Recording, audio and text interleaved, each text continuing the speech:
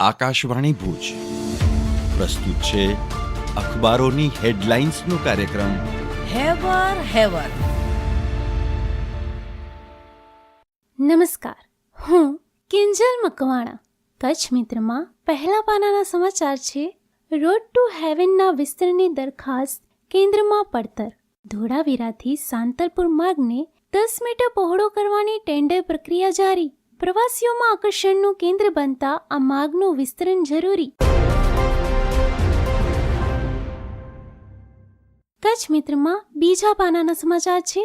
રેલવેમાં તત્કાળવાળો નિયમ હવે રિઝર્વ ટિકિટમાં પણ થશે લાગુ. 1 ઓક્ટોબરથી પહેલી 15 મિનિટ ફક્ત આધાર વેરીફાઈડ યુઝર્સ જ ટિકિટ બુક કરી શકશે. કચ્છ મિત્રના ત્રીજા પાને સમાચાર છે. કચ્છનો કલા વારસો હવે મ્યુઝિયમમાં જીવંત થશે. ગુરુવારે કલાતીર્થ દ્વારા સંગ્રહાલયમાં કચ્છના સ્થાપત્યોની ચિત્રવિથિકાની અર્પણ વિધિ તથા લોકકલાવિદ રામસિંહજી રાઠોડનું સંસ્કૃતિ ચિંતન ગ્રંથનું લોકાર્પણ.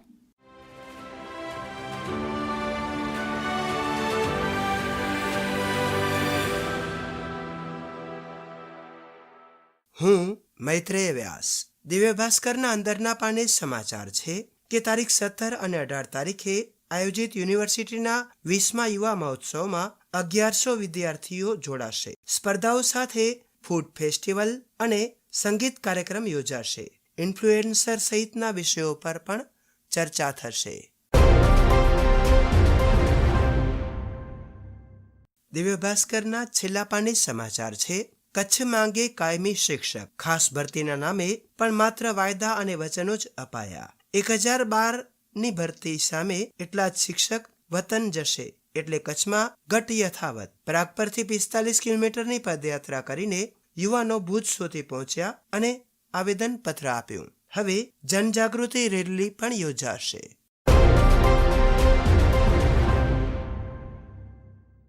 દિવ્ય ભાસ્કરના જ અંદર પાને એક અન્ય સમાચાર છે કે માંડવી બીચનો 8 કરોડના ખર્ચે વિકાસ કરાશે.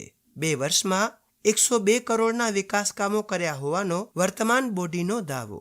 જો કે ગ્રાન્ટ હજુ મંજૂરીની રાહમાં. બીચ પરની 4 એકર સરકારી જમીનની કલેક્ટર પાસે માંગ પણ કરાઈ.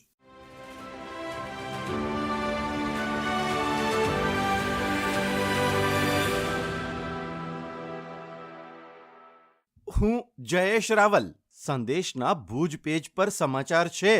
જિલ્લા પંચાયત દ્વારા સુપોષિત કચ્છ મોનિટરિંગ સિસ્ટમનો પ્રારંભ કરાયો. ICDS શાખા દ્વારા નવી મોનિટરિંગ સિસ્ટમ અમલમાં મુકાઈ. મોનિટરિંગ સેલ યોજનાઓના લાભ છેવાડાના નાગરિકો સુધી પહોંચે તેની ખાતરી કરશે. સંદેશમાં અંદરના પાને ડોક્ટરો માટેના સમાચારો છે ભાઈ. ગુજરાતમાં MBBSની 250 બેઠક ઘટવા સામે 3 કોલેજમાં 250 નવી બેઠક મંજૂર. બીજા રાઉન્ડ માટે 20 સપ્ટેમ્બર પછી ચોઇસ ફિલિંગ શરૂ કરાશે. આટકોટમાં 150 બેઠક મંજૂર. ESIC અને પારુલમાં 50-50 બેઠકનો વધારો થયો. તમને કોમ્પ્યુટરમાં રસ છે? સંદેશના અંદરના પાને ઇન્ટેલિજન્સ AI વિશેનો લેખ છે.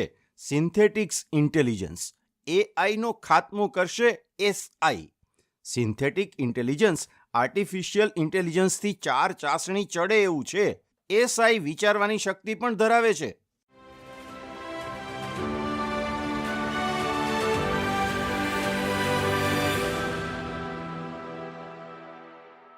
હું પરમ મકવાણા. ગુજરાત સમાચારના પહેલા પાને સમાચાર છે. પ્રાકૃતિક કૃષિ અપનાવીએ, ગ્લોબલ વોર્મિંગથી રક્ષણ મેળવીએ. ખેડૂતોનો સ્પષ્ટ અભિપ્રાય.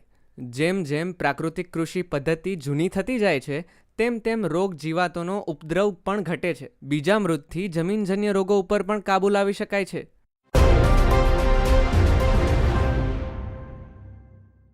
ગુજરાત સમાચારના અંદરના પાને સમાચાર છે. AI દેશની GDPમાં $500 થી $600 અબજ ઉછાળો લાવશે.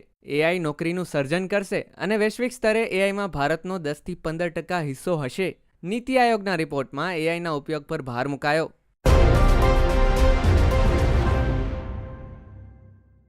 ગુજરાત સમાચારના અન્ય એક સમાચાર, યુપીઆઈથી QR સ્કેન કરી કરિયાણાના દુકાનમાંથી પણ રોકડ ઉપાડી શકાશે. તમારો સ્માર્ટફોન જ હવે તમારું ATM કાર્ડ બનશે. રોકડ ઉપાડવા બેંક કે ATMમાં જવાની જરૂર નહીં રહે. દેશના અંતરિયાળ વિસ્તારોમાં કરોડો લોકોને રાહત થશે.